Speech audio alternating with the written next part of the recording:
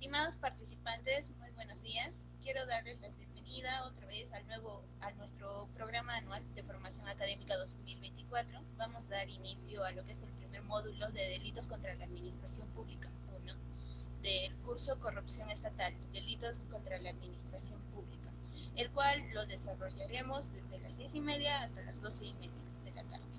Mi nombre es Sheila Michelle Chura Valero, soy asistente del Centro de Arbitraje ACNAD y estaré a cargo de moderar el presente módulo.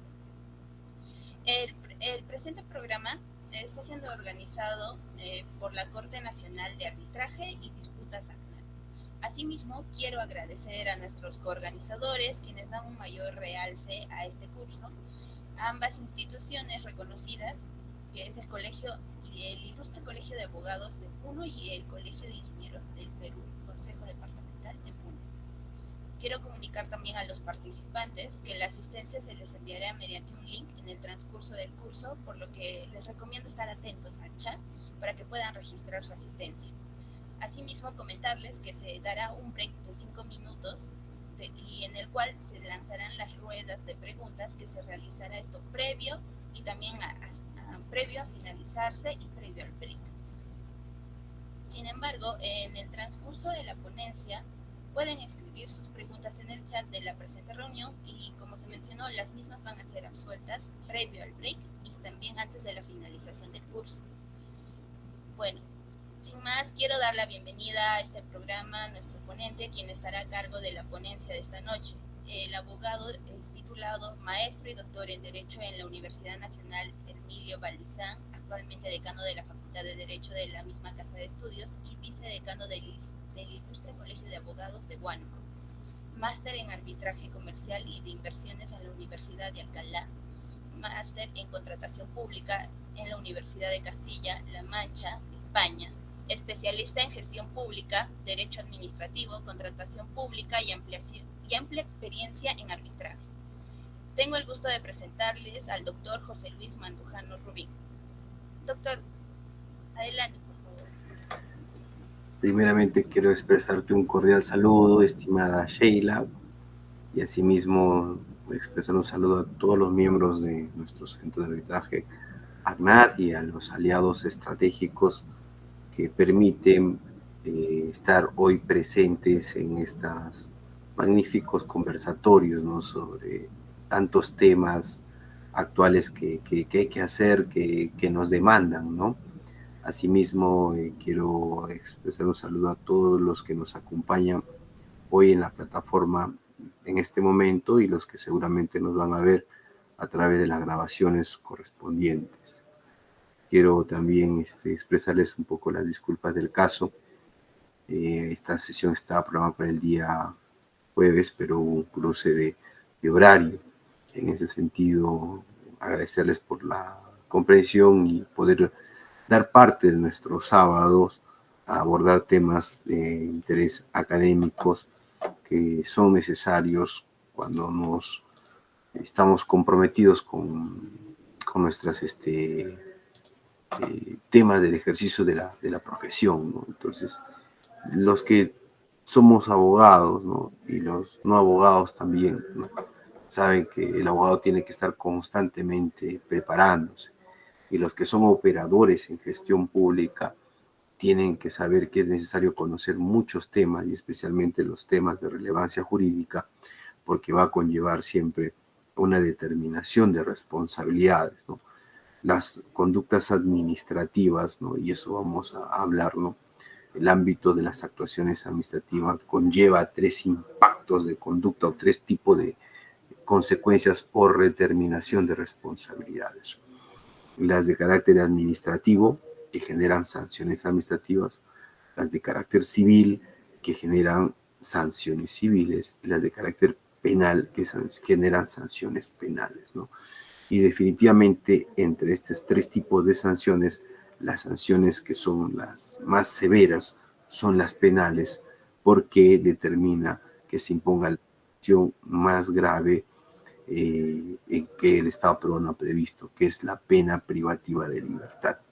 Entonces, de eso vamos a hablar un poquito, ¿no? Entonces, es muy importante, ¿no?, que un operador en temas de gestión pública administrador, contador, economista, relacionado o ingenieros, cualquier profesión, ¿no?, que esté relacionados con temas de gestión pública, siempre tiene que estar pues muy atento a una constante capacitación.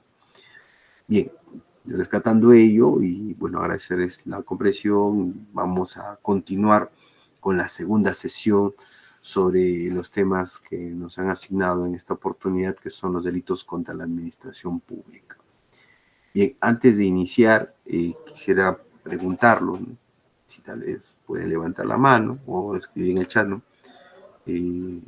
¿Se acuerdan de lo que hablamos el viernes o quieren que les haga un recuento?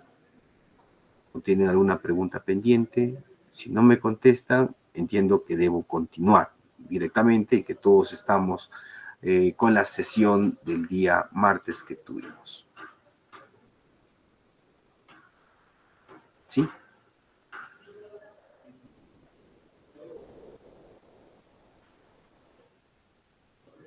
Un recuento. Y a Imer, gracias. Imer nos pide un recuento.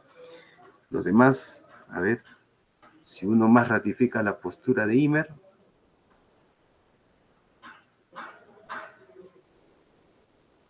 Gracias, Imer, por estar aquí.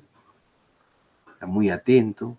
Alexandra, Daniel, Sonia, Ladi, todos los demás colegas que nos acompañan, Héctor, Kelly, Mayra, Milza, Rocío, Ricardo. ¿El comentario están de acuerdo con Imer?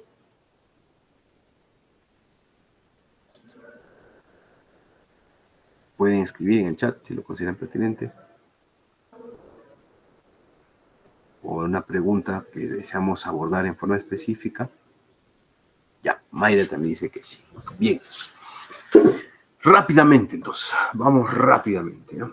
Vamos con ese. Sí, vamos rápidamente, ¿no? Ya, muy rápidamente. Tal vez si nos extendemos un poco del tiempo, me comenta Sheila, ya, para acabar todo el programa que nos hemos precisado. Me comunica, si el profesor, 5 o 10 minutos más. Si no, vamos por mí. A ver, ideas previas, ¿no? ¿Y cuántos tenemos no abogados por acá? O sea, tal vez colegas que son diferentes a la profesión del abogado. Por favor, me lo hacen saber, escriben en el chat rápidamente o levantan la mano. O todos somos abogados. Y ya, perfecto, ¿no? Ladi, correcto, bien. Gracias, Imer, gracias, Ladi. Entonces, para ustedes, con mucho aprecio, esta parte. ¿Qué vienen a ser los delitos contra la administración pública, colegas? Ya. Para los no abogados, sobre todo, dentro de la sociedad, ¿no?, para nosotros mantener la sociedad como la conocemos, se ha establecido sistemas de control. Y hablamos sobre todo una forma de control institucionalizados, como los conocemos hoy, que es producto de la historia, o sea, de todos los aconteceres de la historia del Estado republicano peruano, que es súper joven, tiene 200 años, y que se ha tomado de modelos extranjeros, como en el caso francés, con las ideas de Thomas Hobbes, y que eso viene también desde las ideas medievales, que tiene desde las ideas de la época romana. Entonces, todo Estado, para poder alcanzar una armonía, tiene que tener control. Entonces, la primera idea que nosotros debemos tener en cuenta es que siempre tiene que haber un sistema de control. ¿Ya? ¿Por qué? Porque de todos los animales que existen en la naturaleza, el animal más violento es el hombre. Es así de sencillo, ¿no? Siempre se hace como un ejemplo, ¿no? Dicen, ¿no?, nunca vamos a ver, por ejemplo, un león suicidándose, ¿no? O nunca vamos a encontrar, pues, uno de estos pericotes, ratones, diciendo voy a tomar veneno, ¿no? o no vamos a encontrar pues un perro bomba, ¿no? O un cocodrilo asesino. Los animales matan, sí, pero matan por instinto, el instinto más básico que es alimentación. Sacian su alimentación, como las gacelas, dice el león ya comió una gacela, pasan por su lado, el león ni las mira, porque no mata por un instinto asesino, sino lo hace por una condición de instintos animales básicos. Y justamente el ser más violento en estas organizaciones es el hombre. Es por eso que el ser humano, fuera de los controles sujetos de las leyes naturales, ha creado controles institucionales que el propio hombre ha generado, ¿no? Y tenemos muchas formas de control, ¿no? Las mismas reglas morales es una forma de control. Las normas religiosas son otras formas de establecer control. Y ante deficiencia de estas otras normas de controles convencionales, religiosas o técnicas, se ha establecido las normas de control más drástico.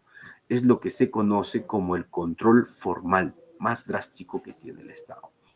¿Y cuál es la forma de control más drástico, ¿no? Como en los colegios, ¿no?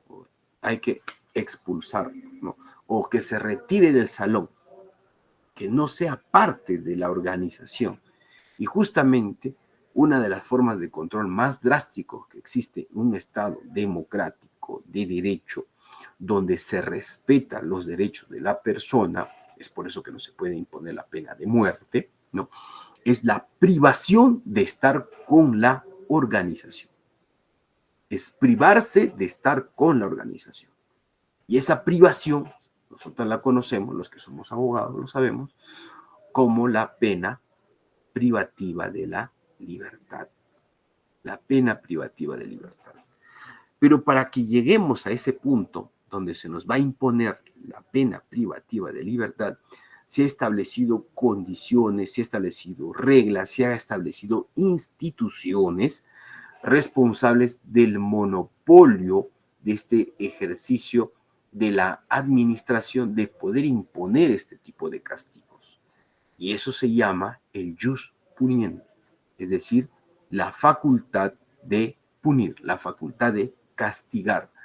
Y esa facultad de castigar no lo tienen las personas comunes, es decir, no lo tenemos nosotros los particulares.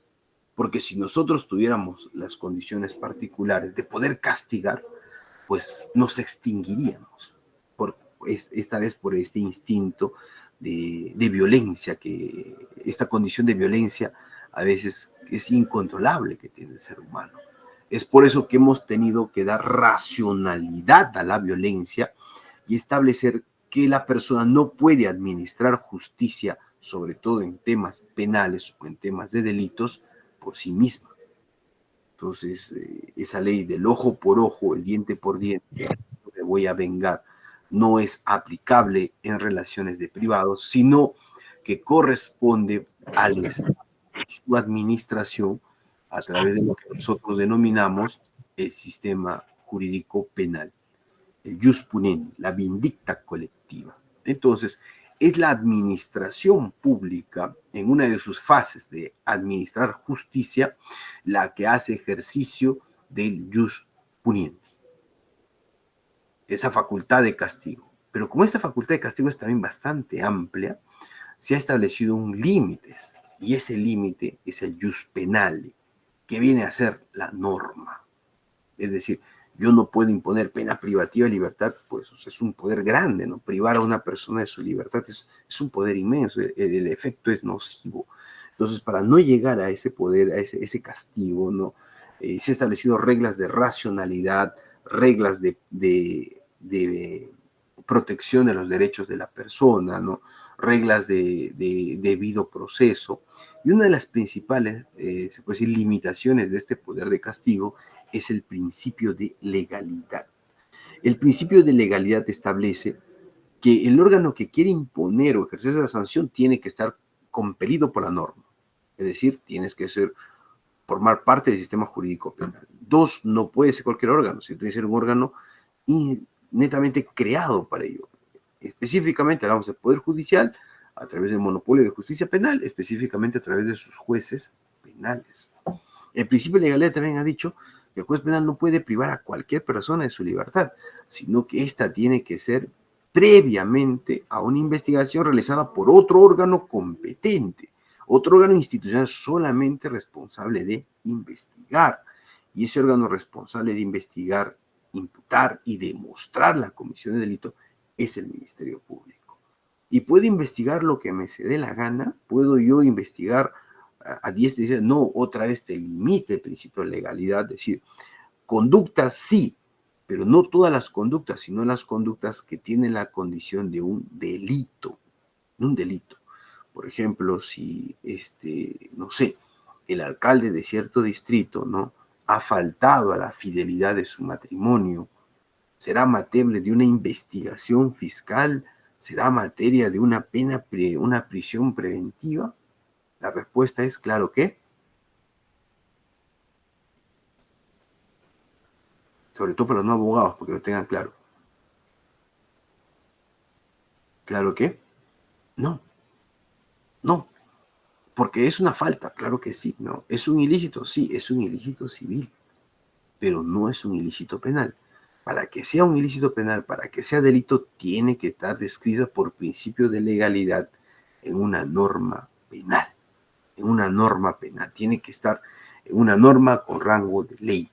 Y justamente el artículo 11, por eso es importante que en esta parte entendamos, ¿no?, que el principio de legalidad se manifiesta a través del principio de tipicidad y específicamente desciende del tipo penal, en la cual describe que por un tema de seguridad jurídica y sobre todo protección de las personas, las penas, o en este caso la imposición de pena, sean como consecuencia de haber incurrido en una conducta descrita en una norma penal como delito o como falta. Eso lo tenemos en el artículo 11 del Código Penal. Entonces, en base a este articulado, el Código Penal viene a ser un catálogo de conductas, las más despreciables, podríamos indicarlos, o las más desaprobatorias o reprochables que tiene una determinada organización, en este caso el Estado. En el caso del Estado peruano, la descripción de las conductas más repudiables que se tiene, pues están en el Código Penal, específicamente en la parte especial. Entonces, el catálogo de la parte especial, cualquier persona que empiece a revisar, ¿no?, va a encontrar una descripción de todas las conductas más reprochables, de todas las conductas que la sociedad condena más, ¿no? Y justamente empezamos en el título 1 con los delitos contra la vida, el cuerpo y la salud, con el delito de homicidio. Lo que más, y esto va concatenado con el catálogo de los derechos fundamentales de la persona, ¿no? Y el derecho fundamental más importante de la persona, ¿no?, fuera que es de la defensa de la persona y su dignidad como fin supremo de la sociedad y del Estado, es justamente la vida. La vida. Entonces, aquel que atente contra ese derecho activa necesariamente la conducta más reprochable, que es atentar. Ojo que los delitos tienen por objetivo tanto sancionar como prevenir. El delito está previsto para también evitar que se conduzca en su función preventiva o sancionar en su función retributiva. Entonces, los delitos están, ¿no? Entonces uno empieza a leer el que mata, ¿no?, el que lesiona, el que viola, ¿no?, el que secuestra, el que se apropia de bienes. Ya empezamos con otro tipo de delitos. Eso se conoce como los delitos contra el patrimonio. Y hay delitos que afectan el ambiente, hay delitos que afectan el orden financiero, el orden monetario, hay delitos contra los símbolos patrios, hay delitos también con el orden económico, delitos contra la fe pública, del tráfico jurídico documentario. Y hay un capítulo de delitos que está en el título 18 que se conoce delitos en contra de la administración pública. Entonces, lo que se trata es esta temática, y hemos hablado anteriormente, es justamente de todo ese universo de delitos, dedicarnos a estudiar los fundamentos básicos o los fundamentos interpretativos y un poco del análisis de los tipos más importantes que están previstos en el título 18 del Código Penal, generados como consecuencia de las actuaciones administrativas del proceso de contratación pública. ¿Se ha entendido hasta aquí? ¿Alguna pregunta? O repito.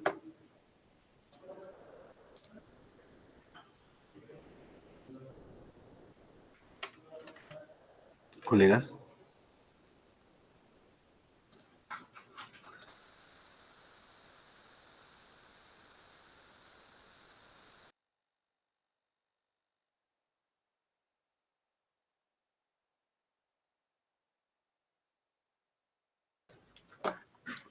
¿Hasta dónde se extendería el proceso de contratación pública? Excelente pregunta.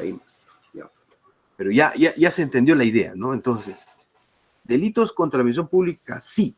Ya, perfecto. Esa es la parte normativa, ¿no? La parte del código. Hasta ahí los abogados, yo sé que todos los que somos abogados hasta han dicho, eso es repetitivo. Todo el mundo ya lo sabemos, ya lo sabemos. Yo sé que lo sabemos, ya.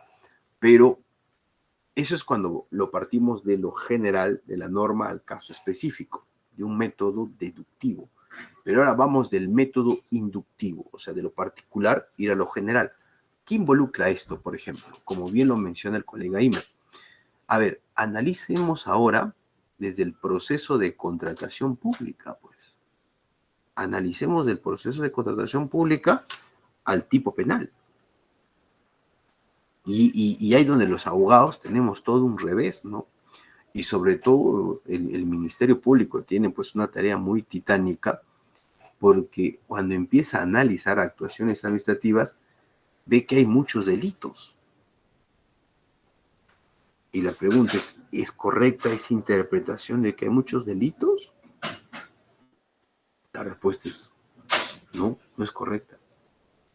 La persona que ve muchos delitos, cuando investiga delitos de corrupción funcionario, lo único que demuestra es que no conoce de temas de contratación pública, no conoce de los sujetos de proceso de compras.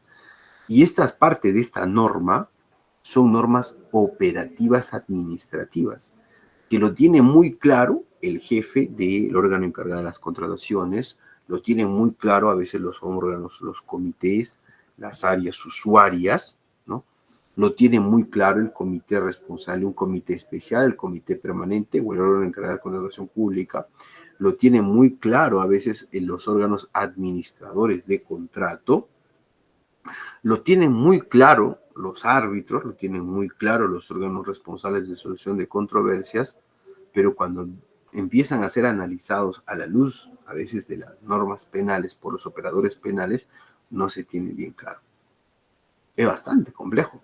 Entonces, por eso, si nosotros decimos qué delitos deriva o qué delitos en específicos derivan de la contratación pública, es diferente a hablar de los delitos que derivan contra la función pública.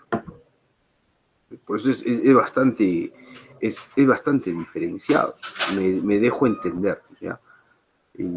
Los delitos contra la función pública, que están en el título 18, en su capítulo primero y segundo, son aplicables a todas las funciones de la administración pública, ¿ya? Pero no todas las funciones de la administración pública le son aplicables todos los delitos.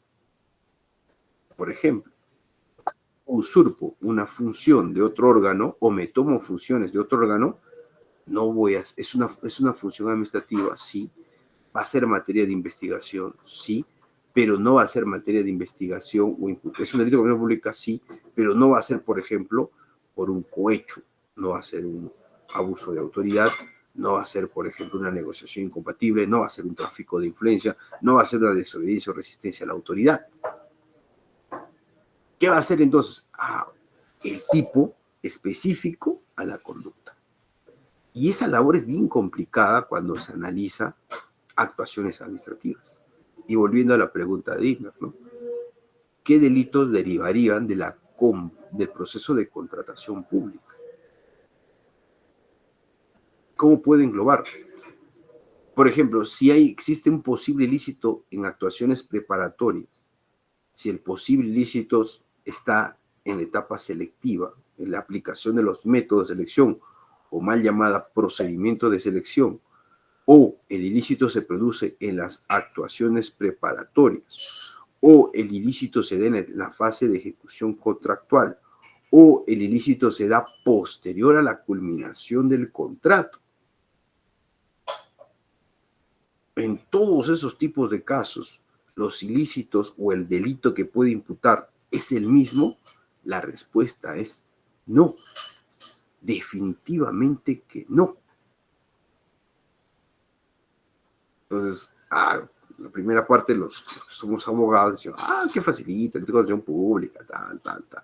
Pero cuando empezamos del inductivo, de lo particular a lo general, es completamente distinto. Y más aún, cuando tenemos que hacer la individualización de las actuaciones de los operadores que participan en el proceso de contratación. Por ejemplo, pregunto a los no abogados, ¿ya? La persona que hace el PAC o hace la consolidación de las necesidades, ¿es área usuaria?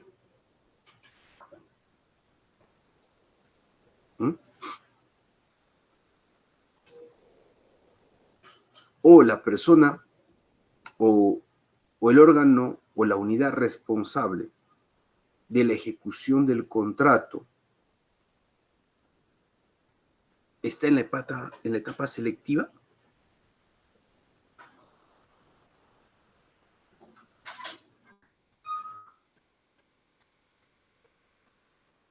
Gracias, Ladi. Los no abogados a veces no lo tenemos, los abogados no lo tenemos a veces claro eso. Y metemos a todos un costal. Todititos, ¿no? Todititos. Los juntamos. Bueno, algo habrán hecho en todo este contrato. Todos están aquí, así que como son muchos, organización criminal. Y te proceso. Organización criminal de la colusión, organización para la negociación continua, la negociación para el tráfico de influencias. Y los juntan a todos. La secretaria que recibió las propuestas y firmó el cargo también le involucra. Es por eso que es otra lógica lo inductivo de lo deductivo, de lo particular lo general. Caso particular, ¿no? De lo caso particular. Los operadores que intervienen en las actuaciones preparatorias raras veces son los mismos operadores de la etapa selectiva. Y los de la etapa selectiva son raras veces de la etapa de ejecución contractual. Y si son los mismos, ejercen diferentes roles. Y cuando hablamos específicamente de los roles, en base al cumplimiento de su rol, vamos a describir el comportamiento humano en el marco. Hay todo otro problema en el tema penal. ¿Teoría del dominio del derecho o la teoría de infracción del deber? Eso voy a hablar más adelante, ¿ya? Para poder individualizar lo que nosotros llamamos en la defensa penal la imputación concreta. Quiero que me identifiques en tiempo, espacio, persona, con los hechos concurrentes, concomitantes y posteriores, ¿no? ¿Qué he hecho yo? ¿Sobre qué me estás investigando? Te investigo porque eres miembro de comité, ¿correcto? Por si acaso te comento, soy miembro de comité desde las actuaciones preparatorias, durante la etapa selectiva, y culminé mi función con el otorgamiento de la buena pro consentida en etapa precontractual. Ya, sobre todo eso, en concreto, ¿qué te parece mal? ¿O qué te parece que podría presumirse que hay un delito? En todo, no se puede decir en todo. Tengo que circunscribir tiempo, espacio y persona, hechos concurrentes, concomitantes y posteriores del hecho material ilícito. ¿Hasta aquí me comprende? ¿Estamos? Imer. ¿Nos escucha, Imer? Espero que sí.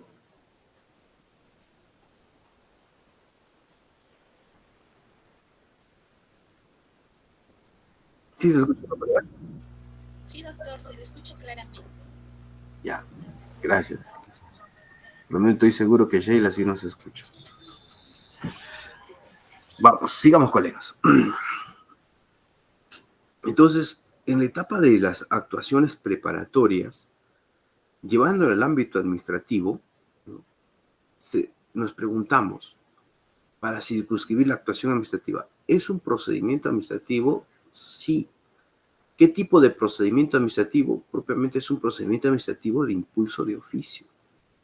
El proceso de programación de las compras públicas es a impulso de oficio. Y al ser procedimientos de impulsos de oficios, no participa el particular. Al no participar el particular, no podemos imputar ni configurar delitos en los cuales interviene un tercero. ¿Qué estamos hablando, profesor? Concretamente, no puede imputar ni negociación incompatible, ni colusión, ni tampoco cohecho, sino actuaciones del propio funcionario público que no afecten a un tercero. ¿Qué delitos? Incumplimiento, puede haber negligencia, pero propiamente delitos con participación de terceros no, porque son procedimientos de oficio. No, pero de ahí se inicia, de ahí se está ya la persona que quiere dirigir el proceso para tal persona. Correcto.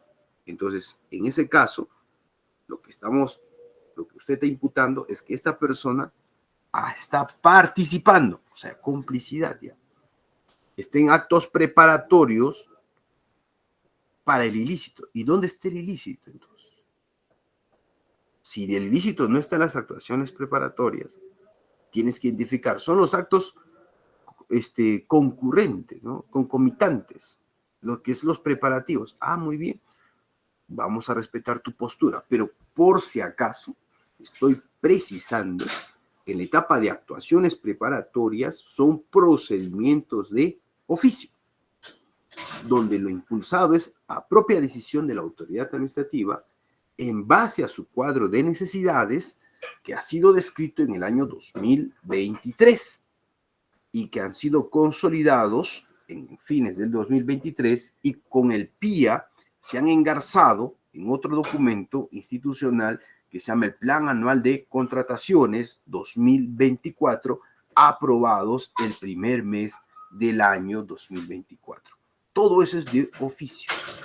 No, se ha incluido una obra o un bien para que compre con su amiguito tal. Los tienes que probar. Mientras que no se pruebe, eso es regular. Y todas las entidades lo hacen así. Y mientras que no se pruebe lo irregular, la propia ley de procedimiento administrativo señala que los actos administrativos se presumen lícitos y válidos. No se presume la ilicitud. Es más, en un proceso penal, lo que se presume es la inocencia. Entonces, volvemos otra vez a actuaciones administrativas, proceso de oficio, procedimientos de oficio, donde involucra actuaciones de los propios órganos administrativos. No voy a ir a detallar cada una de las etapas, el tiempo no nos ayuda, pero usted ya más o menos conoce, ¿no? Las actuaciones preparatorias, ¿no? Y ya tenemos el plan anual de contrataciones, hacemos el requerimiento, empezamos a elaborar el expediente de contratación, ¿no? Para dicho fin, hacemos un estudio de mercado, buscamos valores estimados, valores referenciales, los mismos van a tener aterrizados en una primera esbozo al expediente de contratación, va a ser también identificado quién aprueba, quién no aprueba, todo procedimiento de oficio, puro procedimiento de oficio. Una vez esto, vamos a encargar a un órgano corresponsal, hacemos la designación del comité, del colegiado, o el mismo órgano encargado, dependiendo de la cuantía y los tipos del objeto de contratación, si son ordinarios o cotidianos. Algunos van a ser sujetos a compras, sujetos a otros métodos, sistemas de compras, ¿no? Podríamos compras públicas por sistema de compras públicas marco, Perú Compras, ¿no? Y en el caso que son bienes notificados o requieren pues una adquisición especial, conformaremos un comité.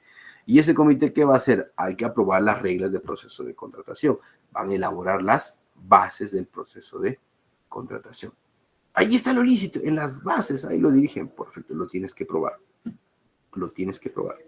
Entonces, ¿pero eso sería el ilícito? No, se están preparando para cometer el ilícito. Ah, correcto, entonces son actuaciones preparatorias. Hasta esta base, entonces, ¿qué cosa es? La significancia penal o tentativa o complicidad. Y eso también lo tiene que explicar el fiscal. Tiene que detallar tiempo, persona, espacio, hecho concurrente, concomitantes y posteriores. Y yo le pido que eso me haga a través de una imputación concreta. Y si no lo hace, pues está generándome un estado de indefensión porque me está investigando ad infinito por el todo. Por el todo. Volvemos otra vez. Culminadas las actuaciones preparatorias, empezamos la fase selectiva. Aquí ya cambia la naturaleza. ¿Qué cosa es la fase selectiva? O propiamente lo que se conoce como el procedimiento de selección. ¿Es procedimiento de oficio? No. Ahora sí, no es procedimiento de oficio. Ahora sí es un procedimiento administrativo de parte. ¿Por qué, profesor? Porque no va a existir procedimiento selectivo si no existe un postor. No va a existir un procedimiento selectivo si no existe participantes. O sea, proveedor, participante y postor, esas tres categorías que los no abogados que operan en la cosa pública lo tienen claro. No es lo mismo ser un proveedor, solamente necesito un RNP, pero no significa que soy participante y tampoco significa que soy postor. Pero todo proveedor sí puede ser participante y postor. Entonces, este proveedor que se registra, ahora sí es participante, pero no significa que sea postor. No todo participante es postor. ¿Qué significa? Que tiene que participar presentando y llevando a cabo su oferta. Se convierte en postor. No, pero ya me desanima, retiro mi oferta. Ya no tiene la condición de postor. Entonces necesitamos de este tercero que intervenga en el procedimiento administrativo y tiene una actuación preponderante. Por eso tiene la calificación de procedimientos de parte. Tiene que haber una parte. Y ese tercero, al participar en el procedimiento, ahora sí, activa los delitos contra la administración pública donde interviene un tercero. ¿Y cuáles son esos? Cohecho, negociación incompatible y colusión. ¿Hasta aquí se ha entendido la diferenciación entre una y otra fase? ¿Colegas?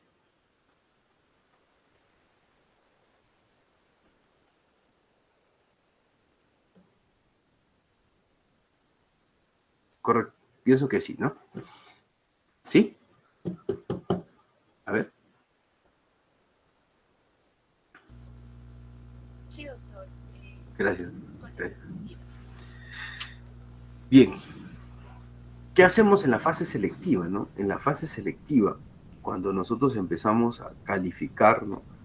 Una fase de admisión, calificación, ¿no? De las ofertas. La lógica es que se va a calificar la mejor oferta. La lógica es que la mejor oferta que satisfaga las expectativas de necesidad de las entidades se le va a dar la buena pro. Y pues efectivamente eso sucede. Si no existiera un postor válido, si todas las ofertas son rechazadas, en ese tipo de casos nos comunicaría que no existe un elemento subjetivo de concertar, un elemento subjetivo de beneficiar indebidamente un interés indebido, o que ha habido pues un beneficio económico. Es un elemento de descargos. Si la oferta económica que se ha ganado es la menor, ¿no? Una rebaja hasta de la oferta económica en temas de obras, ¿no? O a veces la oferta hasta nos pone a pensar si es razonable, ¿no? Entonces, eso también es un elemento de descarga, no es de carga, ¿no? Entonces, si hubiéramos un único postor, ¿no? Ya, correcto, ¿no? Vamos a En el caso que no hubiera sido el único postor, porque estamos haciendo un recuento, ¿no? En base a la pregunta de Imer, ¿no? Si hubiera único postor, ¿no? En ese tipo de casos sí estaría comunicando como lo que se conoce en materia penal como actos de indicios, ¿no? O la prueba indiciaria. Se convierte en pruebas indiciarias. Entonces aquí sí activa, ¿no? Sobre todo como delito que podría ser el delito de especialidad en procesos selectivos, el delito de colusión. Ahora, una vez suscrito el contrato, es procedimiento administrativo, que dicen los colegas que son abogados. ¿Sí o no? A ver, escribamos. Acá sí me interesa escucharlos. Ojo que el contrato se suscribe con una entidad pública, ¿no? La entidad pública realiza actuaciones administrativas, pero lo suscribe con un particular. Este particular no es funcionario público, no es servidor público, es un privado. La pregunta ¿es procedimiento administrativo?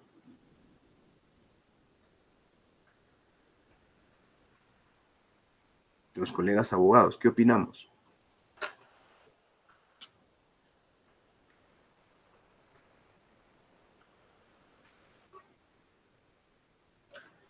La respuesta es, claro que no, no es procedimiento administrativo. No es procedimiento administrativo. Y ahí empieza otro gran tema. No depende tampoco esa respuesta. No, no, no, no, no, no. No, por favor, siempre hacen ese mal comentario, ¿no? A los contadores le preguntan cuánto es 2 más 2, es 4. El abogado, 2 más 2, no, no es que dependa, no, no. No es, colega, no lo es, ¿ya? ¿Por qué? Porque estamos en ejecución contractual y hay un contrato. Y el contrato, las decisiones van a implicar consensuabilidad. Tiene que haber acuerdos. No, pero hay decisiones que toma la entidad. Sí, son las que hemos previsto en la norma, en la ley y en el propio contrato. Por eso tienen efectos. Pero es consensuable. Por lo tanto, no es procedimiento administrativo. Al no ser procedimiento administrativo, desapareció el cohecho. Desapareció el cohecho. ¿Y qué viene a ser el delito que mayor imputación puede tener? ¿Colusión o negociación incompatible? Pues va a ser negociación incompatible como regla y alternativamente podrá ser colusión en su sentido agravado. Y la colusión simple podría darse como regla en la etapa selectiva y como tentativa de negociación incompatible en etapa selectiva. Para negociación incompatible. ¿Por qué? Porque no hay contrato. Pero como ya hay un contrato, la regla es que el delito madre que se puede imputar es negociación incompatible, que señala el funcionario servidor público que indebidamente se interesa en una contratación. Es por eso que la regla es que negociación, si tú dices con el Ministerio Público, mi tesis es la imputación en la etapa, en la contratación, y estoy imputando cohecho, ya sabes que por la naturaleza de las actuaciones administrativas estás haciendo una imputación que no corresponde. Ah, pero si estás imputando colusión como regla, bueno, ya sabes que tienes que imputar en el sentido agravado. Y si no puedes configurar la defraudación, será atípica y no va a prosperar tu tesis acusatoria. Si imputo negociación, es otra cosa, pues, efectivamente. ¿Podría imputar negociación en la etapa selectiva? Sí, siempre y cuando sea en grado de tentativa. ¿Y podría imputar negociación en etapa de actos preparatorios? ¿No? Como acto preparatorio de negociación, posiblemente, pero si dices que ahí ha sucedido la negociación incompatible, imposible, porque no existe contrato. Entonces aquí, porque no avanzo con las diapositivas porque sigo la pregunta de Imer. Ahora que tenemos más o menos un panorama completo, les pregunto, ¿es tan sencillo o es fácil imputar o aplicar la norma penal o imputar un delito, la norma penal, en procesos de contratación pública? ¿Es fácil? Pregunta a los colegas abogados ahora. ¿Es fácil?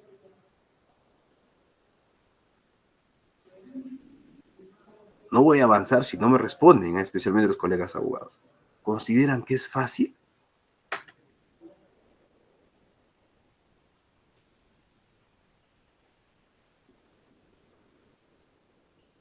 ¿Mm? Escriban, colegas, sobre su opinión.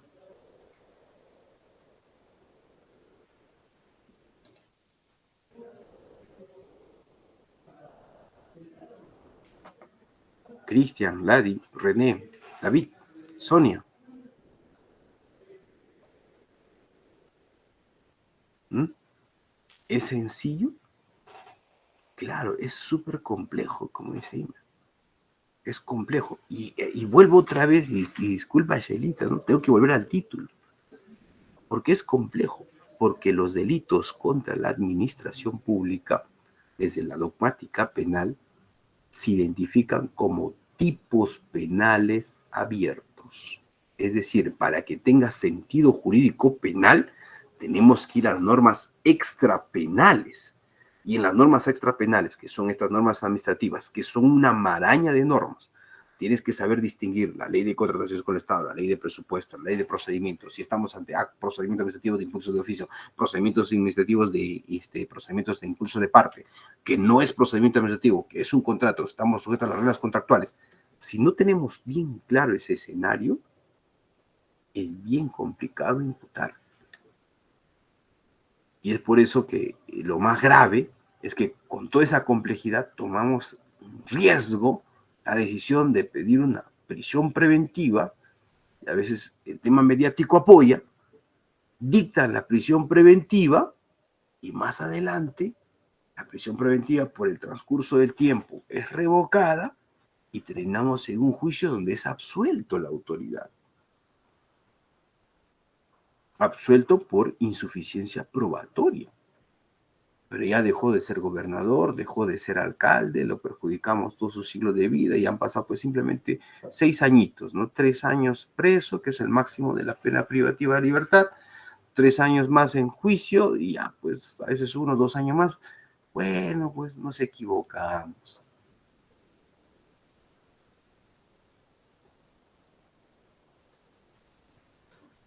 ¿Mm? ¿Qué tal? ¿Interesante o no es interesante estos temas? Dime tu respuesta. Ahora ¿me has entendido con respecto a tu pregunta? Cuando me dices hasta dónde se extendería el tema de contratación pública.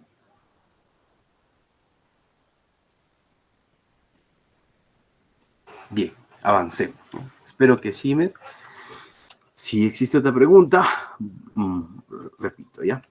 Bueno, de eso se trata esto, de eso hemos hablado un poco en la clase pasada, ¿no?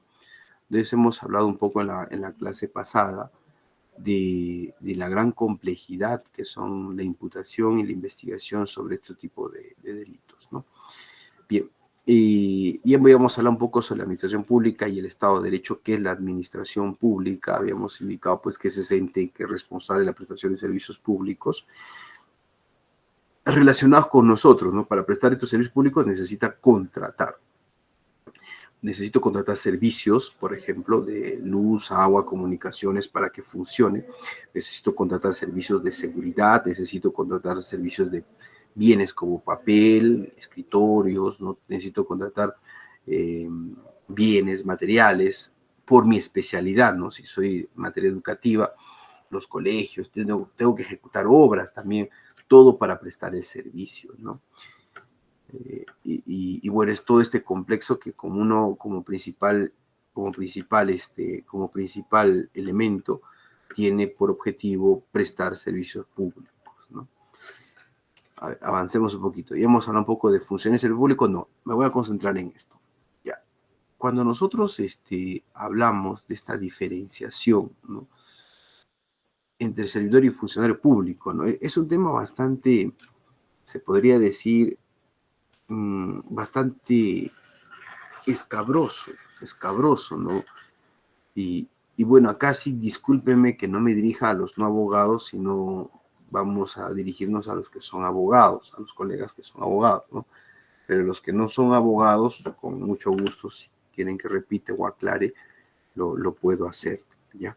Pero les comento lo siguiente, ¿ya? Existe un tema bien complicado. Propiamente estamos ante lo que nosotros conocemos como la autoría y participación.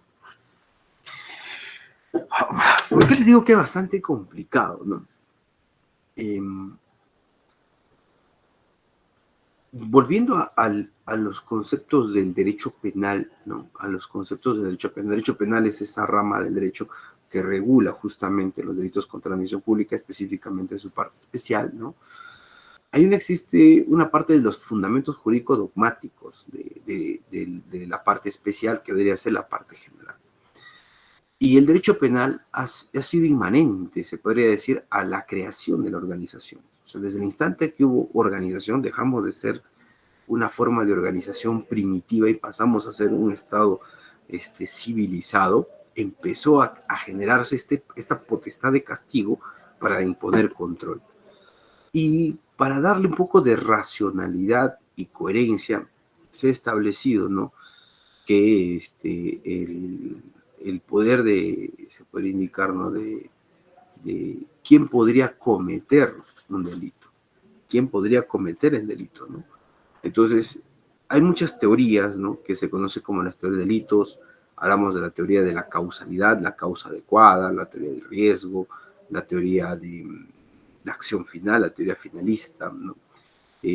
Hablamos de las teorías funcionalistas, funcional organizacional, organizacional funcional, ¿no?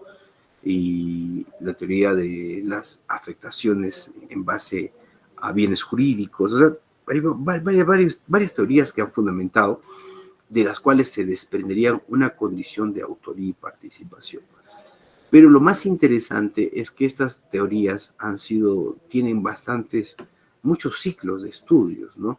Y han sido desarrollados, pues, en contextos donde analizábamos lo que se conoce como los delitos de sangre, los delitos de homicidio, hurto, ¿no? Robo, ¿no? Secuestro, y algunos casos hasta guerras, ¿no? Sin embargo, la civilización ha ido pasando estadios, ¿no?, de un estado civilizado a un estado industrial, a un estado moderno, y llegamos a la época contemporánea. Pero las teorías del delito, sus fundamentos, aún todavía tienen sus raíces en los años 1800, en base a estas teorías de autoría y participación de las actuaciones de sangre. Y cuando hablamos de actuaciones de sangre, pues se hablaba, pues, el que mata, ¿no?, el que da la orden de matar. Fue todo un acontecimiento, todo un aporte muy grande a lo que se le denomina la autoría mediata. En resumen, todas esas evoluciones teóricas se han descrito en el artículo 23, cuando empezamos a hablar, pues, la autoría directa, indirecta o la mediata. Y entonces no solamente una autoría individual, sino por coautoría, ¿no?, aquel que participa en la ejecución del delito. Y no solamente, y esto han sido desprendidos de la teoría del dominio del hecho, el señor del hecho. ¿Quién se considera autor de un delito? Quien ha dominado el hecho, quien ha ejecutado el hecho, quien es el señor del hecho. Entonces, a él se le imputaba la condición de autor. A él se le imputaba la condición de autor, desde la base de la teoría del derecho. Y de la construcción de la teoría del derecho se construyeron también los auxiliares al que tuvo el dominio del hecho. Es lo que nosotros llamábamos la complicidad. Una complicidad teniendo en cuenta los aportes esenciales o no esenciales para la comisión de delito, y se hizo una distinción clásica entre la complicidad primaria y la complicidad secundaria. Y no quedó ahí. Los avatares también del tiempo, los estudiosos, determinaron otro tipo de participación sin ser cómplice. ¿Y quién es ese cómplice, pero que no es cómplice, ¿no? O sea, pero que contribuyó, ¿no? No hubo un aporte material, no hubo un aporte cualitativo, ¿no?, pero instruyó la comisión del delito. Y ese instructor, el que instruye, el motivador, se calificó como el instigador, ¿no? Pero todas estas categorías de autoría y participación desarrolladas en base a lo que nosotros conocemos, la teoría del dominio del hecho. Hasta aquí alguna pregunta, un comentario, colegas. Entiendo a los no abogados y tal vez un poquito no han comprendido, pero los que son abogados sí, ¿no? ¿Cierto? ¿Sí? Hola, para no sentirme solo.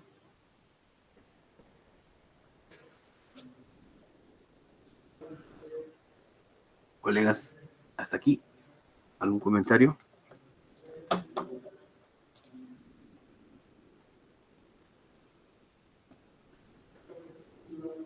¿Mm? Lo pasamos al break. Antes de pasar al break, termino la idea. Hasta aquí, la teoría dogmática que fundamenta el Código Penal en la parte general, artículo 23, 24, 25, está creada en base a la teoría del dominio del hecho. Y aquí viene el gran problema. Los delitos contra la administración pública han sido evaluados y han sido construidos con esa teoría del dominio del hecho. Sin embargo, en los últimos años se ha empezado a establecer una nueva estructura de autoría moderna, podríamos indicarlo, que se conoce como la teoría de la infracción del deber, en las cuales indican que especialmente en estos delitos que se conoce como los delitos de los cuellos blancos, ¿no? Es decir, la persona que ejecuta, ¿no? Es una persona altamente sofisticada, es lo que se conoce en el ámbito de la psicología como el sociópata estructurado, ¿no?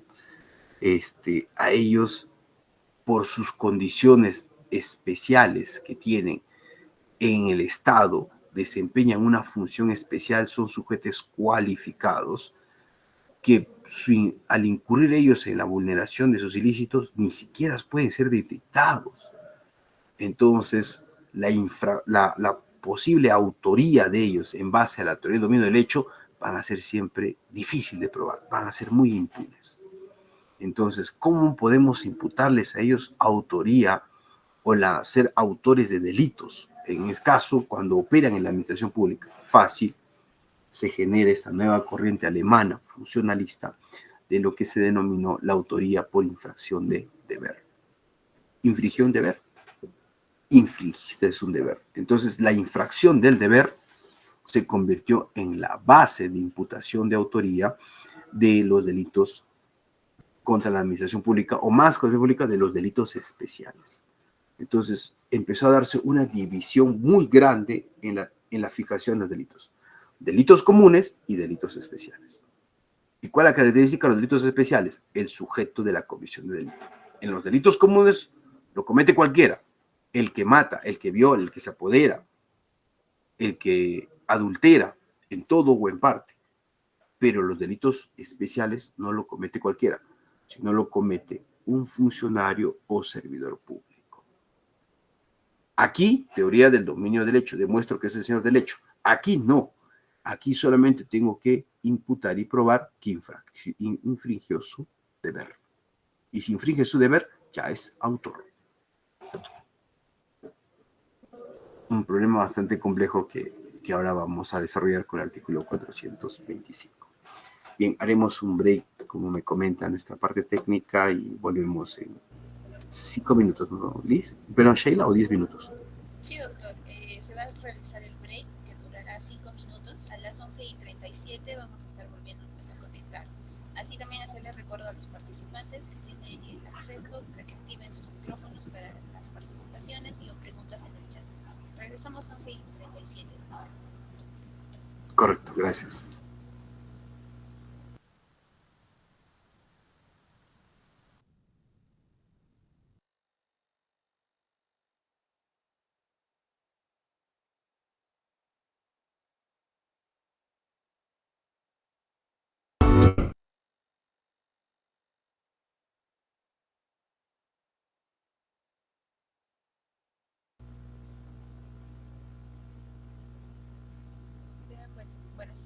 podamos volver a iniciar, a recordarles a los participantes que el link de asistencia ya se habilitó y está en el chat para que puedan registrarse.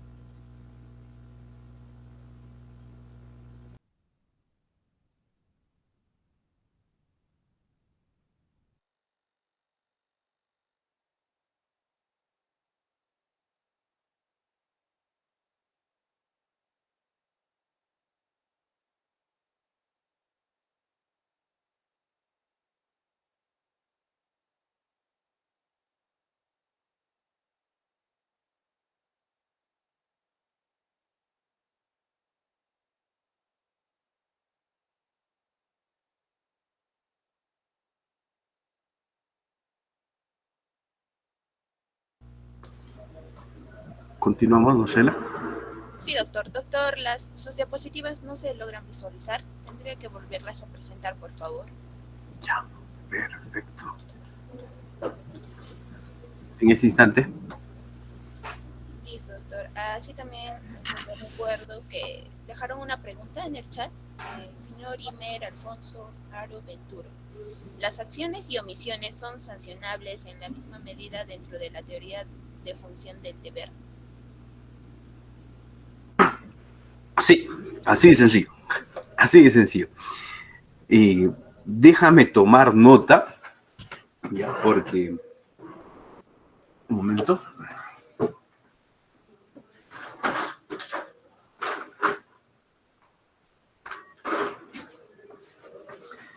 Agradezco mucho la pregunta y va a servir hasta en base de un artículo, ¿ya? La acción y omisión como presupuesto del elemento de acción en delitos contra la acción pública. Bien, y la pregunta, bueno, es bastante compleja, ya, bastante compleja desde la óptica del ámbito jurídico, pero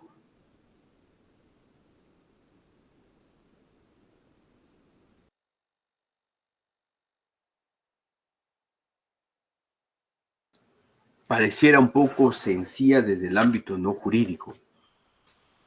La característica de los delitos, ¿no? De los delitos, el artículo 11 hace una definición formal del delito que señala que se considera delito aquella acción u omisión dolosa o culposa prevista en la ley penal como delito o como falta.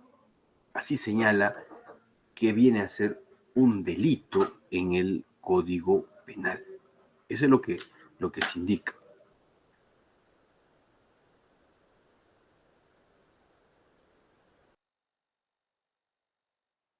Entonces, ese delito, esa conducta, ese articulado, dividiéndolos, nacen muchas posturas. Mira, se considera delito, ¿no?, aquella acción dolosa prevista en la ley penal, aquella acción culposa prevista en la ley penal. También se considera delito aquella omisión dolosa prevista en el Código Penal o aquella omisión culposa prevista en el Código Penal. Todo lo que se desprende del artículo 11. La acción u omisión tiene que estar descrita en el tipo penal. Hay un delito, por ejemplo, de acción, el que mata. También hay delitos de omisión, omisión al socorro, omisión de denuncia. Esos son delitos de omisión. La omisión es el no hacer, el otro es un hacer. Ahora, no hacer por conciencia, doloso. Una acción no hacer por negligencia, por impericia. El homicidio culposo, por ejemplo.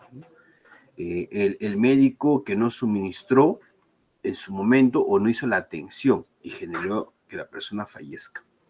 Pero existe el tipo penal del homicidio culposo. Existe, por ejemplo, permitir que una persona se aproveche de los recursos o fondos del Estado, pero fue sin querer, como que digamos, ¿no? Peculado culposo. Existe la forma culposa. Sin embargo, la culpa como tipo penal no existe en negociación incompatible, en colusión, ni en negociación incompatible ni cohecho. Son delitos netamente dolosos de acción. Dolosos de acción. Entonces, la regla es que tiene que haber una comisión de acción con toma de conciencia de su ejecución ilícita. Pero todo esto cambia cuando llevamos al enfoque de la autoría en base a la infracción del deber. Y ahí viene la pregunta de Imer, ¿no? Que considero que Imer sí ya no es abogado, ¿no? Creo que si eres abogado, Imer, ¿no? Y bien por ti, ¿no? Ya. Entonces, desde la teoría de la infracción del deber, hay muchos actos en los cuales se imputa a los funcionarios por no fiscalizar o por omitir haber revisado. Y ese aporte cualitativo lo involucran en el tipo penal de comisión dolosa. ¿Y por qué está el alcalde acá en el delito de colusión, no? Si no es comité, si no era proveedor, es que el alcalde tenía conocimiento de este ilícito porque no hizo nada. No hizo nada al respecto. Y como no hizo nada, participó, infringió su deber, y esa infracción del deber lo convierte inmediatamente en parte de coautor. Coautor del delito de colusión. Entonces, en la infracción del deber desaparece esa gran distinción entre omisión y comisión. No sé si me entendiste, Simer.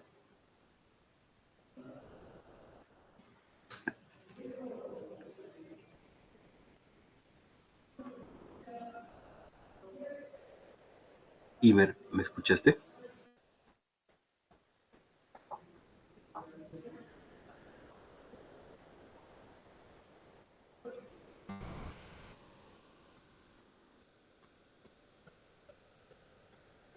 Bien, espero que sí, y espero haber respondido esta interesante pregunta que se hizo, que es bastante amplia, ¿no? Daría como conclusión, ¿no? Que si optamos la teoría de infracción del deber, ya no importaría si la imputación es de omisión o de comisión, o hasta desaparecería estas categorías desde la infracción del deber, ¿no? Bien, sigamos, si es que no existe otra pregunta, ¿no? Estábamos hablando un poco previo al...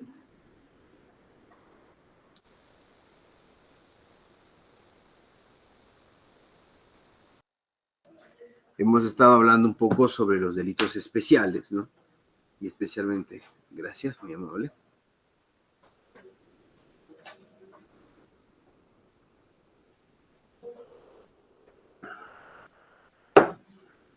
Habíamos señalado que se hacía esta distinción por por las cualidades especiales que tiene el sujeto infractor. Y estas cualidades especiales que tiene el sujeto infractor lo distingue de un sujeto común. Entonces, no cualquiera puede ser autor de estos delitos, sino aquella persona que tenga estas condiciones cualificadas para ser autor. Y un ejemplo de ellos es justamente los delitos previstos en el título 18 del Código Penal, que señala que se considera autor de estos delitos solamente aquellos que tengan la condición como tal previstas en el artículo 425 del Código Penal, ¿no? Que es lo que les estoy comentando, ¿no? Entonces, si nosotros revisamos estos 7 incisos que ahorita vamos a analizar uno por uno, nos vamos a dar cuenta que es muy diferente al concepto de funcionario o servidor público que tenemos en el ámbito laboral público. Es bien complicado, ¿no? Por ejemplo, si yo les pregunto tal vez a un colega no abogado que trabaja en una entidad municipal o una entidad regional, los locadores de servicio, un locador de servicio, ¿es un funcionario público? ¿Cuál sería la respuesta? ¿Un locador de servicio es funcionario público? ¿Qué opino? saben que es un locador de servicio, ¿no? O sea, aquella persona que tiene pues una orden de servicio, ¿no? En el mejor de los casos tendrá pues un contrato de locación de servicios, pero usualmente se llevan por órdenes, no tienen contratos. Un locador no marca asistencia, ¿no? Es un lapsus o tiempo determinado, no se le paga remuneraciones, ¿no? Se le paga retribuciones. Entonces yo les pregunto, ¿un locador es un funcionario público? ¿Emite resoluciones?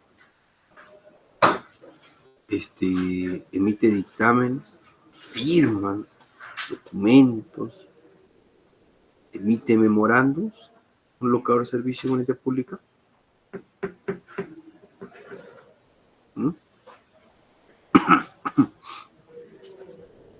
Colegas, a ver si me ayudan.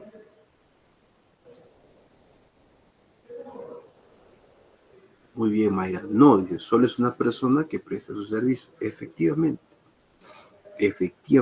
completamente de acuerdo con Mayra. Pero eso es en el ámbito del derecho laboral público. En el tema penal, en la responsabilidad penal, en la investigación de delitos penales, sí es un servidor o funcionario público. Aunque usted no lo crea, como diría, sí es. Como profesor, sí, sí lo es. ¿Ya? ¿Y por qué? ¿Dónde dice eso? En la propia ley de procedimiento, perdón, en la ley de servidor civil, ¿no? La ley de servir, ¿no? En la ley CAS, en el decreto CAS, en el decreto 276, no indica nada de eso. En las propias reglamentos dice todo lo contrario, un locador no es. Ah, muy bien. Nosotros tenemos una norma especial de autoría en el Código Penal para delitos cometidos por funcionarios públicos, y es esa norma que les estoy compartiendo, el artículo 425. Y el artículo 425 lo que hace es, para este título 18, dice, todas las definiciones que tú tengas de servidor locador público en tus normas especiales no vale, no se aplica para mí. Yo, el propio Código Penal, defino mis propios conceptos de funcionario y servidor público para el título 18 del Código Penal. Y son las siguientes. Inciso 3 del artículo 425. Perdón. Se considerará funcionario o servidor público para el Código Penal para ser imputable de delitos contra la administración pública. 3. Todo aquel que, o sea, todo aquel, hombre, varón, mujer, todo aquel que, independientemente del régimen laboral que se encuentra. Ah, régimen laboral. Bueno, yo soy locador, no soy un régimen laboral. O, ahí viene el distintivo, o contractual de cualquier naturaleza con entidades u organismos estatales. O sea, todo aquel que independientemente del régimen, en este caso sería contractual, o sea, independientemente de régimen laboral, o aquel que independientemente de que mantenga un vínculo contractual de cualquier naturaleza, que tenga una entidad, un organismo del Estado, es funcionario o servidor público para delitos penales. Inciso 3 del artículo 425. Que tenga un vínculo contractual de cualquier naturaleza. La locación de servicio es una relación contractual, sí, a través de una orden de compra, una orden de servicio, que ya la ley ha dicho que es lo mismo que un contrato, de naturaleza civil, no de naturaleza laboral. Por lo tanto, estimados colegas, un locador de servicio sí puede responder en calidad de autor para un delito contra la administración pública sin que laboralmente sea considerado funcionario o servidor público. ¿Qué tal? ¿Qué les parece? ¿Mm? Sorprendente, ¿no? Bueno, para mí sí es sorprendente. ¿Hasta aquí alguna pregunta?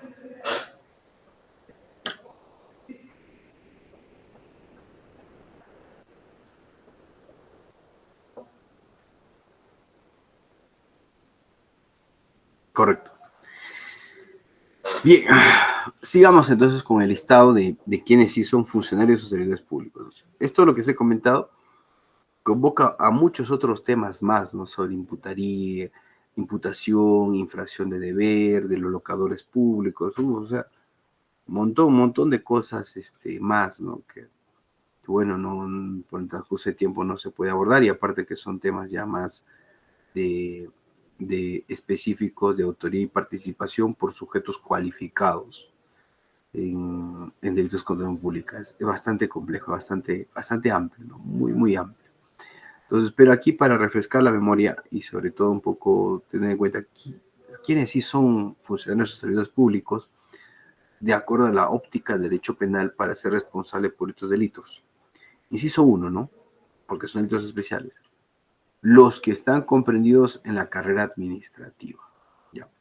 Esto es muy interesante porque el inciso 1 alude a aquellos servidores públicos que están relacionados con los sistemas administrativos. Y propiamente habla de carrera administrativa. Y cuando hablamos de carrera administrativa, estamos refiriéndonos a aquellos servidores o funcionarios públicos que están nombrados, están inmersos dentro del régimen laboral administrativo sujeto al decreto legislativo 276. O lo que conocen algunos, yo soy de la 276, soy nombrado, soy de la 276. Correcto, para ellos está previsto, para la carrera administrativa. Para quienes más también están previstos, ¿no? Para aquellos que son también servidores administrativos, pero sujetos a otros regímenes, como podría ser la ley Servir, ¿no? O de acuerdo a su reglamento de organización y funciones, cumplen funciones administrativas sujetos al decreto legislativo 728. Entonces, todos aquellos que están en la labor administrativa, de acuerdo al inciso 1, son funcionarios servidores públicos. Entonces, por aquí puede haber tal vez un médico, ¿no? Un enfermero. Me salvé. Me salvé. ¿Por qué? Porque yo no soy administrativo. Yo soy asistencial, personal asistencial. Yo me salvé, pero yo soy docente universitario, no soy administrativo. Administrativos son los que trabajan en la parte administrativa, están en esas normas. Yo soy personal docente universitario, o yo soy personal de campo, personal policial, ejerzo la función policial, ¿no? O yo soy personal que preste efectivamente el servicio, soy juez, soy fiscal, no soy personal administrativo. O soy gerente municipal, ¿no? Hago la labor de la seguridad o de la limpieza, de la infraestructura, no soy funcionario del sector público administrativo. Tienes razón, correcto. Todos esos servidores o todos estos funcionarios no son administrativos de acuerdo al inciso 1, pero sí se encuentran en el inciso 3, ¿no? Ya. Todo aquel que independientemente del régimen laboral que se encuentre o mantiene un vínculo laboral o contractual de cualquier naturaleza con una entidad pública o organismo del Estado, incluyendo las empresas del Estado o sociedades, economías mixtas comprendidas en la actividad empresarial del Estado y las que en virtud de ello ejerce funciones en dichas entidades o organismos, es funcionario o servidor público. Así de sencillo.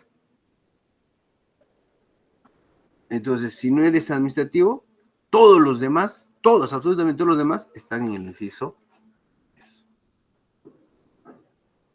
Ahora, el numeral 2, ¿a quiénes se refieren, no? Ya, muy bueno, yo no soy funcionario del sector público, soy una autoridad política, ya, soy una autoridad que no, es más, no ejerzo una profesión propiamente, ¿no?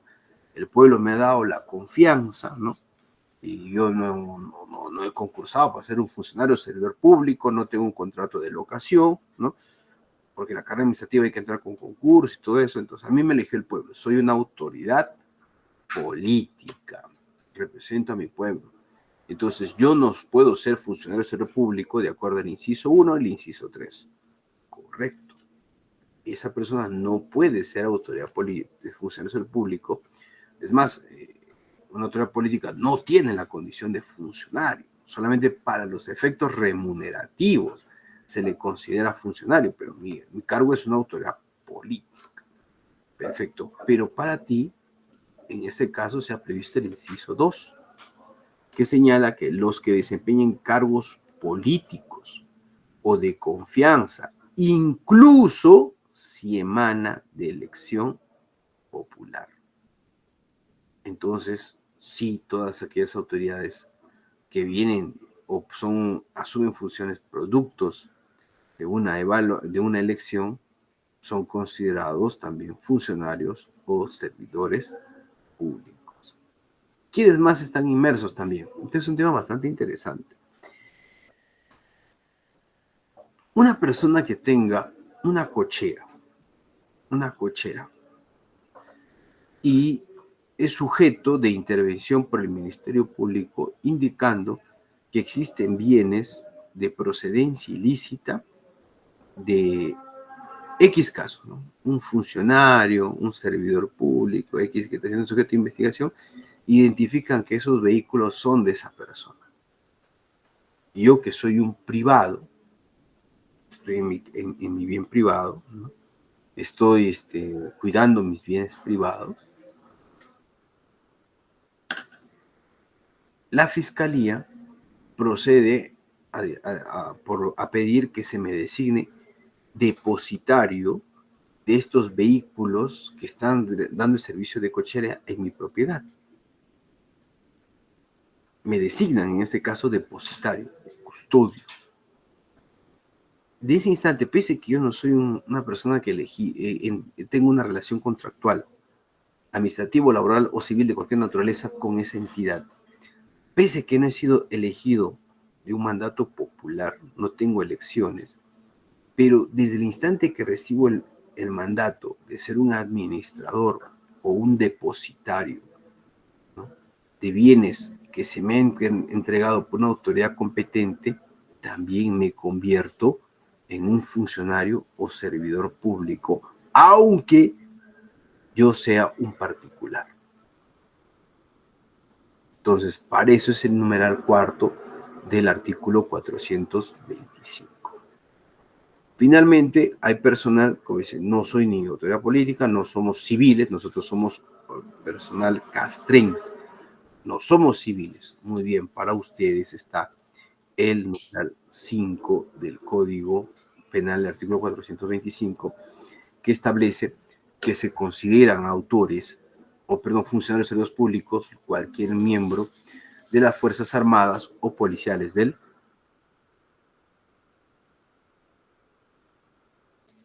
Perú, ¿no?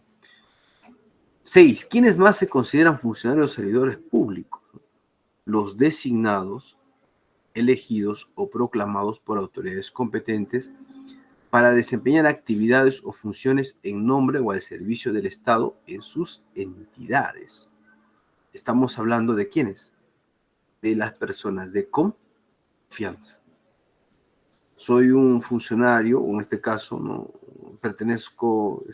mantengo un vínculo contractual con un fondo de asignación gubernamental. Soy un FAJ, por ejemplo, ¿no? O se me ha encargado como una especie de embajador, una representación. Entonces, esos cargos representativos también te convierten en funcionario servidor público.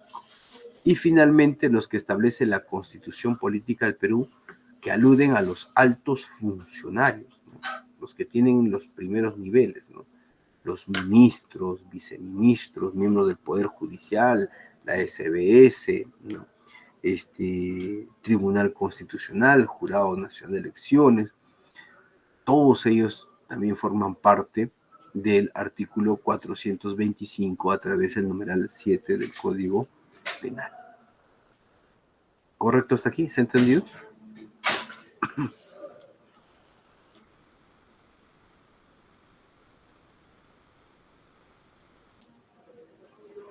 Bien, sigamos. Un poquito me preocupa su silencio, colegas, ¿no?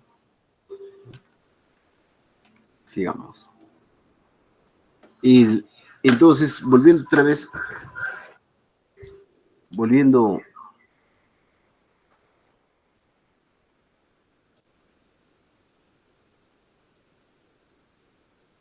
volviendo otra vez al punto materia de análisis, si analizamos el artículo 425 del Código Penal, circunscribe todos aquellos sujetos que sí pueden ser considerados autores o partícipes del delito contra la administración pública. ¿Ya? Sigamos. Si hacemos una separación en su condición de servidor o funcionario público, ¿no?, por su rango, por su cargo, esto es muy, muy interesante al momento de identificar el aporte cualitativo.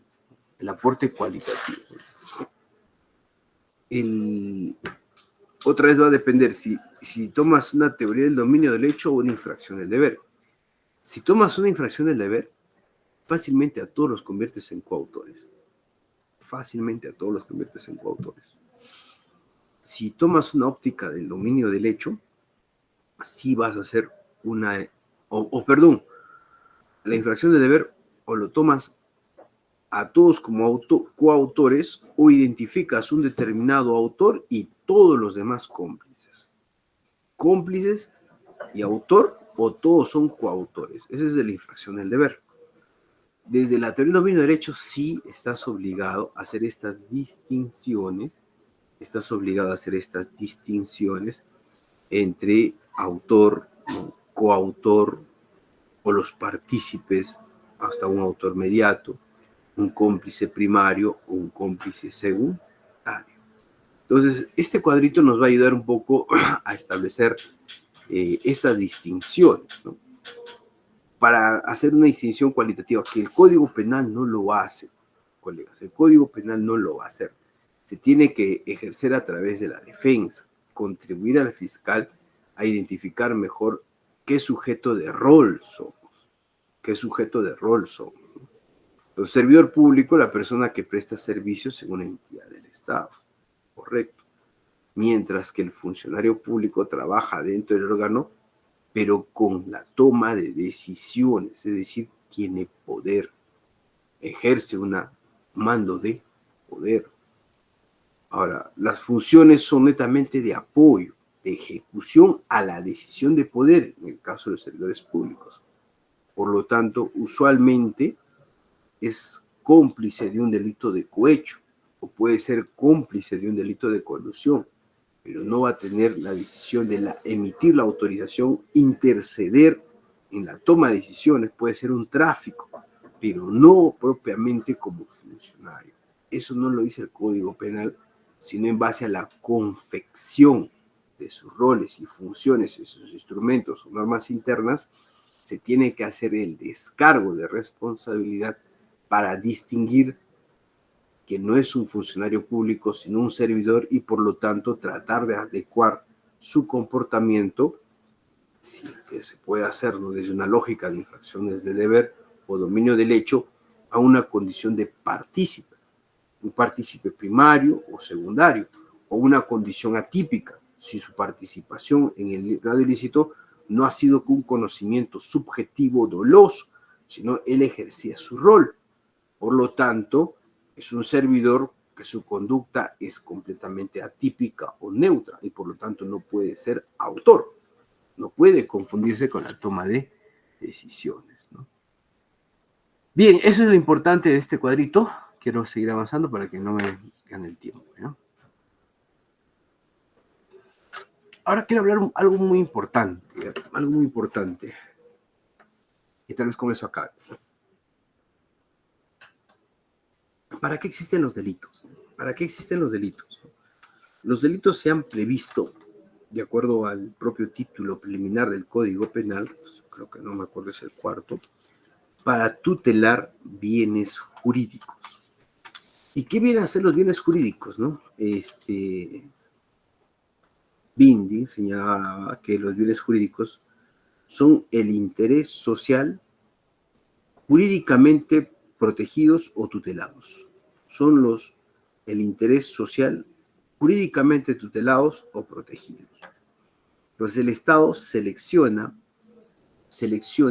objetos de protección o de alta protección, y la mejor manera de protegerlos es justamente dándole las condiciones de que a quien que atente contra ellos van a responder en calidad de autor de un delito. A ellos se les conoce como bien jurídico, lo que se requiere proteger. Y un tema bastante polémico es qué es el bien jurídico en los delitos contra la administración pública. ¿Qué se protege, no? Entonces hay teorías que dicen lo que se protege es a la administración pública, ¿correcto? La administración pública tiene elementos, tiene componentes, ¿no? Sus dos principales elementos son el recurso material, los bienes, y también el elemento humano. ¿A cuál de los dos? Los dos, dice. Por ejemplo, el buen elemento humano, perfecto, ¿no? El bien jurídico protegido es la probidad, la actuación legal, la correcta actuación que tienen que hacer, ¿correcto? Y también los bienes también. Ah, muy bien. ¿Qué bienes? Estamos hablando de los recursos del Estado, ¿no? En el caso de peculado, cuando se apodera. Entonces, ya tenemos otras subteorías de bien jurídico. Yo protejo a la administración pública. Ahora, ¿en qué extremo? En el extremo del elemento humano, en el extremo del elemento material. No, otros dicen, también protegemos, ¿no?, la buena marcha de la administración pública. La marcha de la administración pública. La función pública no va a poder cumplir su marcha por la comisión de este delito. Entonces, la marcha misma se ha convertido en otro bien jurídico, ¿no? Atentar contra la probidad, la imagen de la entidad pública. Y así se puede decir como autores hay, como pronunciamientos que emite la Corte Suprema, hace una definición de bien jurídico para cada tipo específico. Entonces, existen muchas definiciones, o más que definiciones, podrían ser intentos de conceptualización de bien jurídico que se está realizando hasta el momento. ¿Y eso a qué se debe? Porque no hemos definido hasta el momento claramente, y sobre todo normativamente, qué viene a ser administración pública.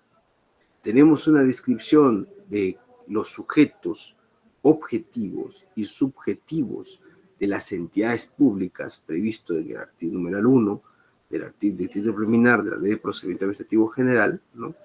Tenemos organización del Estado, elementos subjetivos, ¿no?, pero no tenemos un concepto material de administración pública, que los propios administrativistas ni siquiera se han atrevido a definir.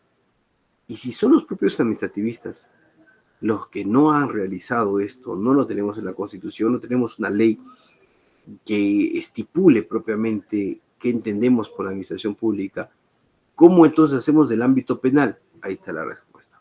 Lo hacemos desde cada postura de cada autor cuando redacta un libro, propone una definición de bien jurídico o identifica caso por caso a través de la emisión de una decisión a través de la Corte Suprema. Existe toda una ambigüedad, ¿no? Por ejemplo, en el Acuerdo Plenario 1-2010 de las Salas Penales de la Corte Suprema de Justicia del 16 de noviembre de 2010, en su fundamento 14, se precisó que no todos los delitos comprendidos ahí, o sea, cuando se refiere al capítulo del Código Penal referido a delitos contra los funcionarios públicos, tienen contenido patrimonial. Entonces, los bienes patrimoniales no son los únicos bienes jurídicos, es lo que nos dice. Por lo que en cada tipo penal se tiene que analizar si se cumple o no con el presupuesto establecido para prolongar el plazo de prescripción a la función de la efectuación de los bienes jurídicos tutelados vinculados directamente con el patrimonio público o solo con el correcto funcionamiento de la administración pública. Entonces, es un tema que sigue en debate. Puede darse otro bien jurídico tutelado, otra definición, otro acuerdo plenario, ¿no? En conclusión, la titularidad del bien jurídico La titularidad es el Estado, pero la definición va a darse de acuerdo a una postura determinada que haga el operador.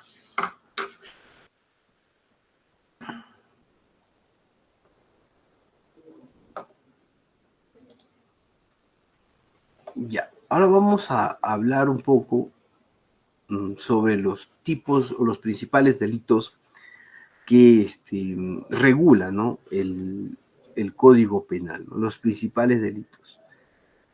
Ya como finalizando, ¿no? Se les ha compartido un artículo sobre la naturaleza jurídica del delito de negociación incompatible.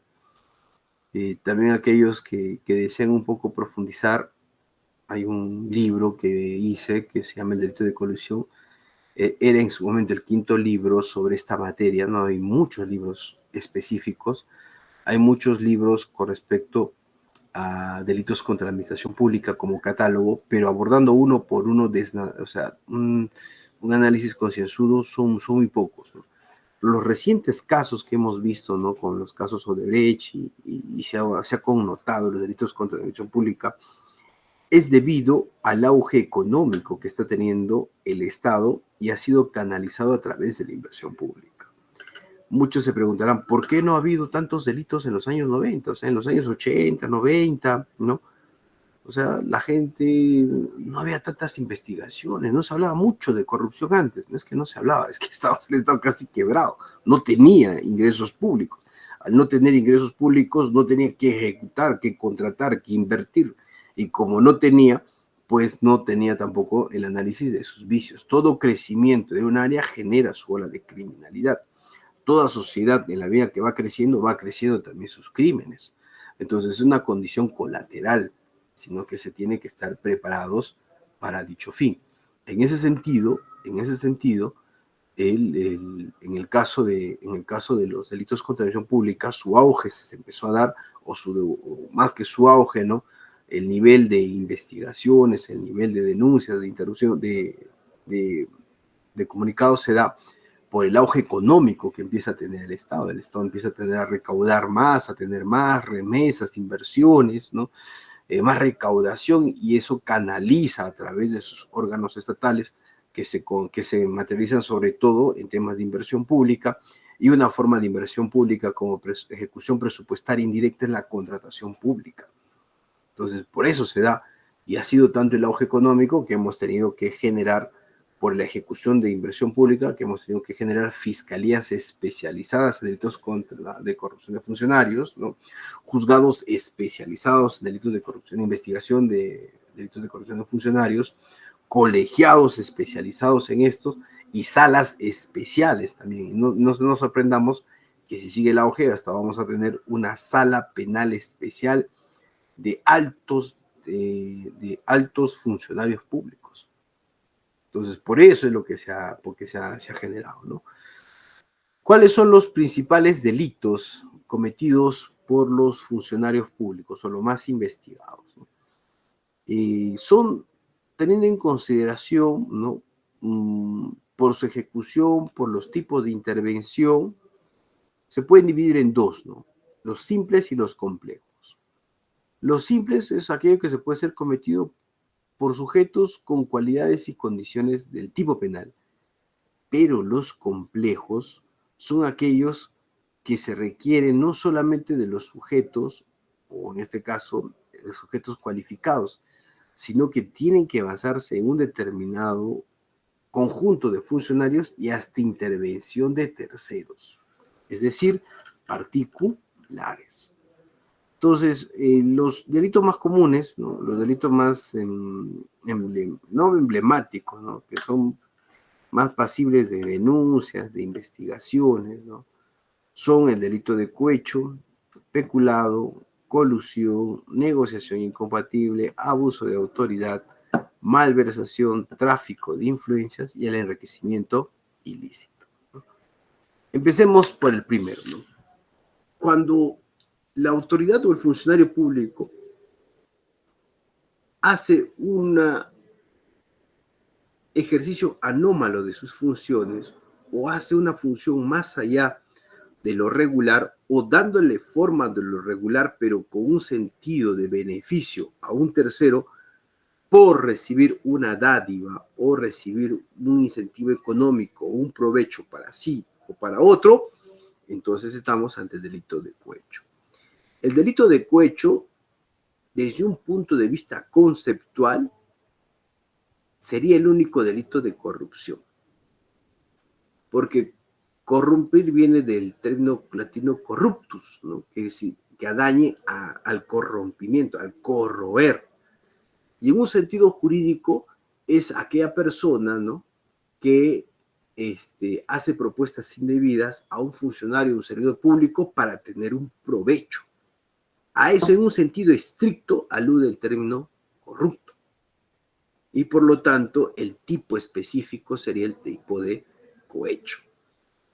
Tampoco te digo que eso sea la regla, sino en un sentido estricto, gramaticalmente, cuando uno revisa el diccionario de la Real Academia Española, vamos a poder identificar el sentido de corruptos.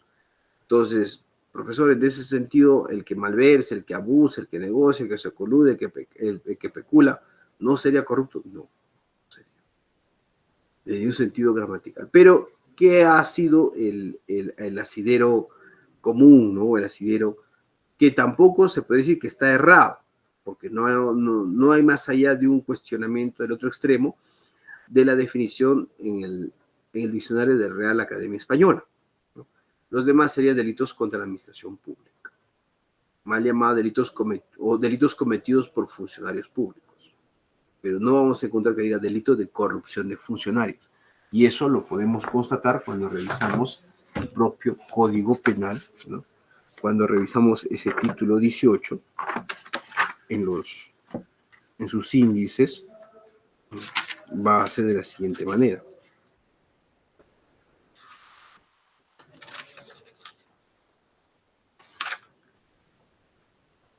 Delitos contra la administración pública, delitos cometidos por particulares, delitos cometidos por funcionarios y delitos cometidos contra la administración de justicia. 3 títulos. Y dentro de ellos tenemos la usurpación, violencia, desacato, concusión, peculado, no prevaricato, pero propiamente esa definición de delito de corrupción no la vamos a tener como un tipo penal. Y si hablamos por excelencia con definición de la RAE, sería el cohecho. Cuando la conducta, ojo, y también es un delito, podría darse por omisión, ¿no? Claro que sí, desde una óptica de infracción de deber. Y si hablamos de peculado, aquel que se beneficia, se aprovecha o se apodera para sí o para otros de bienes del Estado, haciéndose un tipo especial en el tema de vehículos, ¿no? O bienes, no solamente vehículos, también hablamos de bienes, de los bienes que dan su uso. En ese tipo de casos se conoce como el peculado de uso. Y en los demás casos del aprovechamiento o el apoderamiento de recursos del Estado como aquel de peculado, peculum. Colusión, este es un delito peruano propiamente, por cuanto en la definición española se conoce como fraude. Aquel que fragua, o en este caso, defraude al Estado, ¿no? Defraude a la administración pública. Esa defraudación, ¿no?, en el caso peruano le hemos hecho una especie bueno, me atrevo a decir un Frankenstein, ¿ya? Porque si hubiéramos, y cuando digo un Frankenstein, lo digo en el sentido de que hemos mezclado muchas cosas para el artículo 384 del Código Penal, ¿no? Y bueno, ¿no? Este delito, como está ahorita en el momento, ha tenido muchas modificatorias, ha surgido como una demanda de inconstitucionalidad en el momento, y pues ha quedado como está, ¿no? Es irregular su redacción. Hay muchas cosas por hablar de colusión, sería otra clase más, ¿no? De cada uno de los delitos hay muchas cosas por hablar, ¿no? Pero aquí lo que vamos a hacer es solamente una invitación, ¿no? Pero coludir alude a aquel funcionario del servidor público que concerta con un tercero para defraudar al Estado en operaciones de subastas, contrataciones, ¿no?, públicas. Entonces, la característica principal, y ahí reside su complejidad, y justamente el Tribunal Constitucional ha sacado un último pronunciamiento, creo que en el caso del alcalde de Andahuaylas, donde ha elevado la tipificación del delito a la probanza de la concertación, ¿no?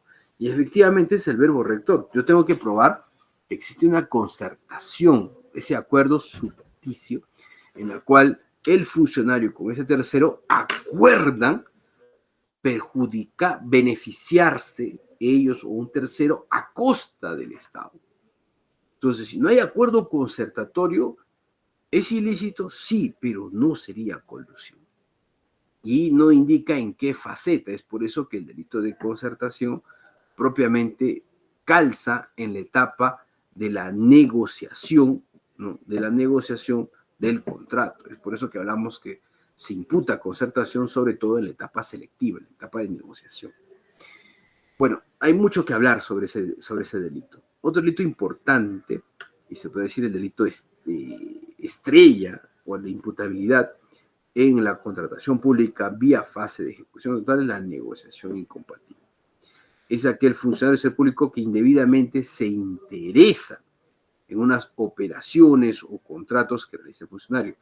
Aquí es todo un gran debate con respecto que, como es un contrato, como existen operaciones administrativas, hablamos de procedimientos de interés de parte o contratos cuando interviene un particular, si es este particular también un posible partícipe de la comisión de delito. Y la respuesta es sí y no. Les invito a leer el artículo que les he compartido. Se está publicando otro artículo más sobre la responsabilidad penal del extraneus en la comisión de delito de negociación incompatible. Aprovecho para hacer mi cherry, Sheila, por favor, no se incomoden, ¿no? Pueden descargarlo y leerlo también ya muy pronto. Y es un tema que es bastante amplio, porque el artículo 25, y eso me faltó un poco hablar también, del Código Penal, ha sido modificado por el Decreto Legislativo 1351 y ha generado un nuevo tipo de complicidad distinto al tolo tradicional para poner en vigencia la teoría de la infracción del deber, que viene a ser el tercer párrafo que señala que el que sin importar el título de autor, si tú contribuyes, respondes como cómplice. Eso es todo un artículo que yo me adelanto, es contrario al principio de legalidad, es inconstitucional, pero está vigente y en base a eso, algunos aplican y pueden promover la imputabilidad y hasta la condena de un particular como cómplice del delito de negociación incompatible. Y no solamente, sino de cualquier otro delito de infracción de deber, por este tema de la complicidad sujeta en el tercer párrafo del artículo 25 del Código Penal. Un delito clásico, un clásico del delito de corrupción pública es el abuso de autoridad, ¿no? El abuso de autoridad no se debe confundir con la usurpación de funciones, ¿no? El abuso de autoridad es un delito clásico de la cada persona que hace un exceso de poder, pues el que abusa de sus atribuciones y genere un perjuicio a un tercero. Si bien es un delito considerado simple, leve, ¿no? Por la significancia de la pena, pero es una forma de poner límites y controles a las potestades que tienen los funcionarios. Otro delito que particularmente yo promovía más bien su desmitipificación, es decir, su eliminación, y a lo contrario, después post pandemia ha sido modificado y ya está agravado, es el delito de malversación de fondo, que más condición de naturaleza administrativa que ser pues un delito penal propiamente dicho. ¿Y por qué comento esto, estimados colegas? Comento esto porque es dar a un fondo público un destino distinto al que ha sido previsto. Pero si el destino previsto sigue siendo también de naturaleza pública, ¿va a ser delito? La respuesta es sí. Sí. ¿No? Es destinar el recurso del Estado para un fin distinto, pero aun cuando el otro fin sea también público. Un delito que también es bastante cuestionado, es un delito que linda con, no sabría decir exactamente el término, no se me ocurre, porque hasta me duele un poco la cabeza, ¿no? Es el de tráfico de influencias, ¿no? Hasta podría generar esto en un sentido de broma, ¿no? Y no se sorprenda que va a haber una creciente imputación de tráficos de influencias, hoy con tantos medios sofisticados que nosotros tenemos, ¿no? Si yo, por ejemplo, deseo impresionar pues a una dama, ¿no? Y no soy una persona, se podría decir, que escatimo en respetar las condiciones morales o éticas, y digo, mira, yo soy amigo del presidente de la República y yo te puedo ayudar, ¿no? Te puedo ayudar en un proceso judicial administrativo que tú quieras, en tal, yo le ayudo. Y sea, en fin, a cabo una persona que ni siquiera en sueños me conoce el presidente o la presidenta de la República. Es más, nunca he salido de mi provincia, no conozco ni Lima, ni sé de eso. Pero el hecho de que se atribuye el que tiene o no tiene, ¿no? Ya es responsable de este delito. Un momento.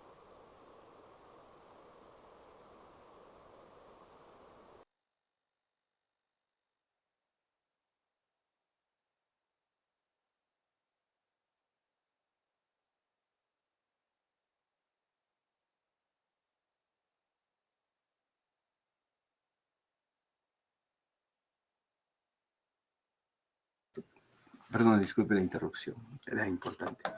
Disculpe, por favor. Entonces, a esa luz de este delito, aquella persona que se atribuye influenciar o tener las influencias, ¿no?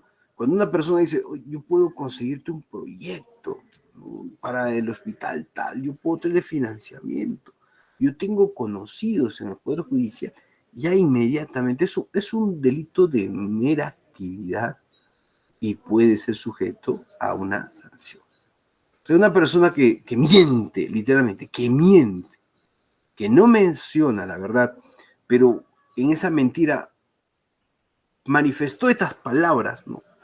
Activan ya el delito de tráfico de influencias. Y finalmente, un delito que es bastante complejo, ¿no? Es el enriquecimiento ilícito. Aquel que con recursos que provienen justamente de actividades del Estado, ¿no? Logra acrecentar sus rentas, sus bienes, su riqueza, responde por este delito de enriquecimiento ilícito.